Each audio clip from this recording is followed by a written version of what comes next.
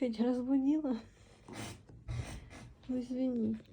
Все, не буду будить.